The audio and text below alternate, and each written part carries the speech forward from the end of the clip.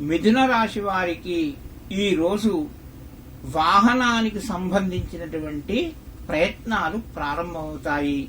వాహనాల లోపట మీకు నూతన వాహనం గాని లేదా వస్తువులు గాని కొనే అవకాశం కొంతమరకు వస్తుంది. మీరు తొందరపడి నిర్ణయాలు తీసుకోకండి. దుబారా ఖర్చులు ఎక్కువయ్యే అవకాశం ఉన్నది. కాబట్టి ఆర్థిక పరంగా కొంచెం మీరు శ్రద్ధ వహించాలి.